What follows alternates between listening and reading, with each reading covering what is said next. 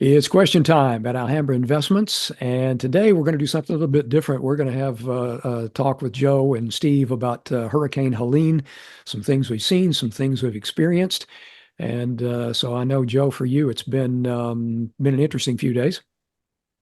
Hey, yeah, we lost power for a couple of days, but I'm a vet of these things. We lived in Miami for 30 years. I've done a lot of hurricanes.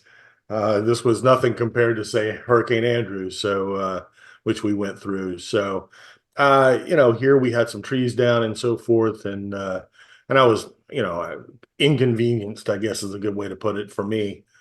Here in our little town, and we're about 20 miles from Augusta for people's information, about 20 miles from Augusta, Georgia, across to South Carolina, into South Carolina. We got a lot of trees down. It was hurricane force winds here, got up to about 75, which is pretty incredible for here. So we had some trees come down. We'd had a lot of rain before the thing, so most of the trees that came down they were uprooted. It wasn't like they got snapped off or anything like that. So like I said, it inconvenienced me for a couple of days, but I stay on top of stuff, and we got a great team here, so everything was covered. Not a big deal. I am. We do have clients though in Western North Carolina, in the Asheville area, which we've spoken to most of them.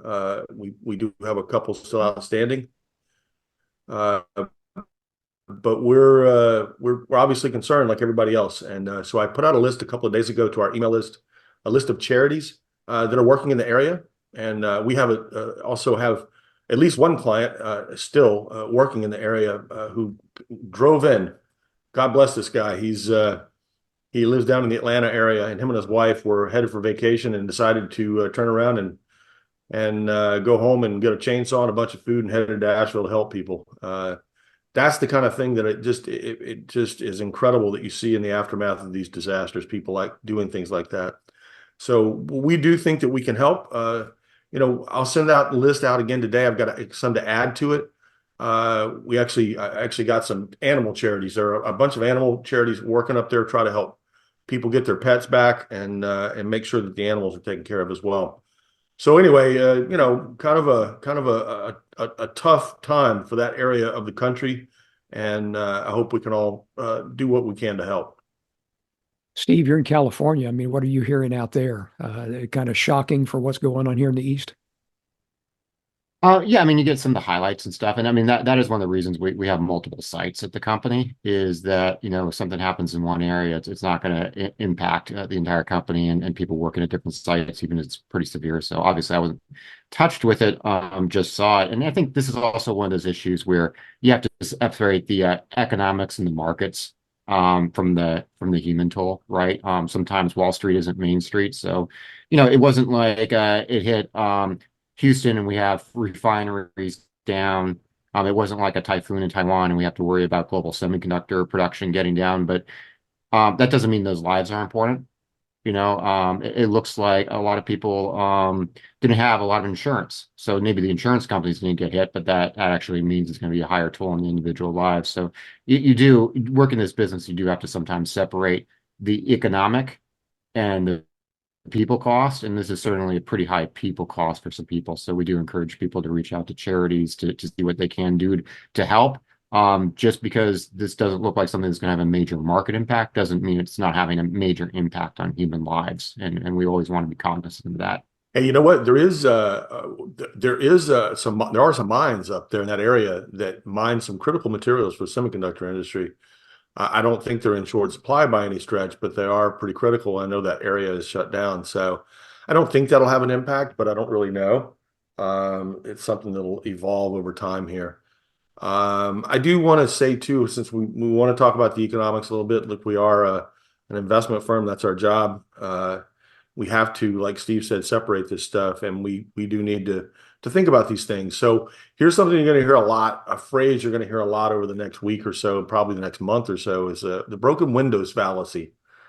What is the broken windows fallacy? It goes back to I guess a parable, if you want to call it that. And I can't remember who wrote this. I guess it was hmm, I don't know. I have to go and look that up. Bastiat, I think it was, who wrote this little parable about a little boy breaks a window, and people say, well, that's going to create economic activity because now the window has to be replaced.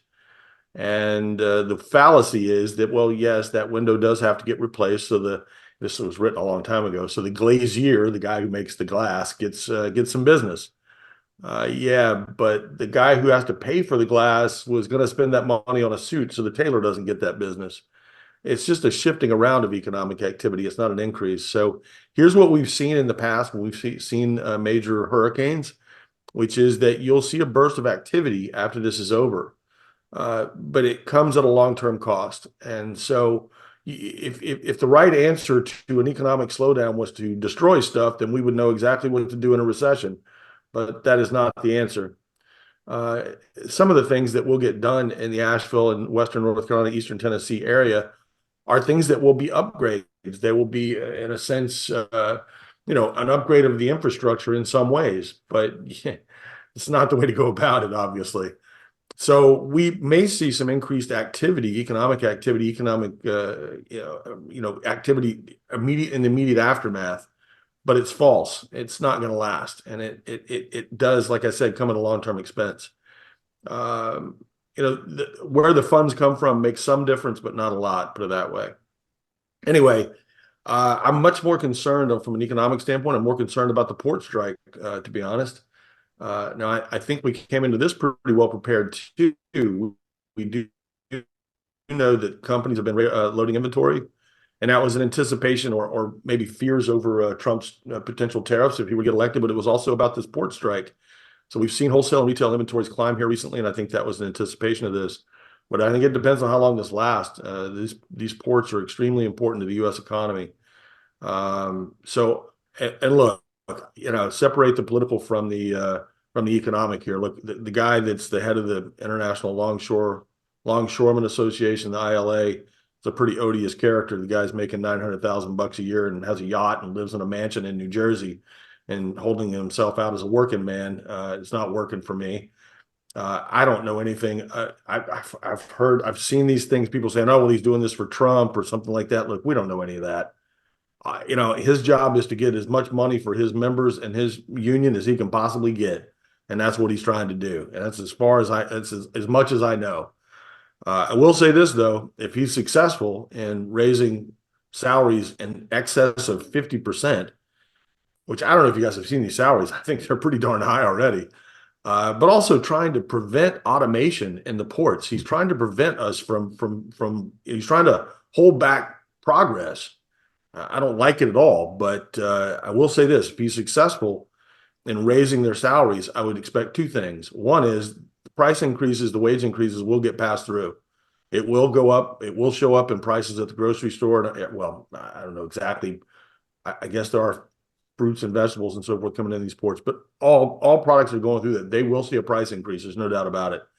The other thing I would expect, ports will, unless there's some concrete outcome from this negotiation on automation, they will automate as fast as they possibly can. And that will mean that his members, the ones that survive, may make more money, but in the end, they'll end up with fewer workers. I can't imagine that they're going to win all this. But anyway, look, short term, what it means is not a whole lot right now. We'll see how long this lasts and see what happens and see what the ultimate impact is. But right now, we can't really predict that.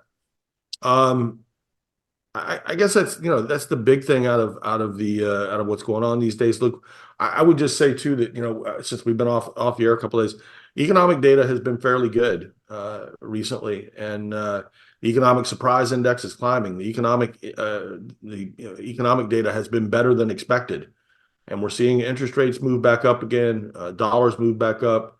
Guess what? We're right back in those same trading range we've been in for 2 years. It's not changing, and in some ways, I find that comforting. To tell you the truth, I think it's good. Stability is in the dollar, and in interest rates is not a bad thing. And so the economy continues to plug along, and rates and the dollar seem to be pretty stable too. So I think that means that the economy is fairly stable. That's pretty good news. All right, guys, thanks for the update, and we'll be back with question time again tomorrow. By the way, if you're on our email list, look for Joe's new list of places that you can contribute to Hurricane Helene relief. And if not, send us a message at info@alhambrapartners.com, and we'll get the list to you.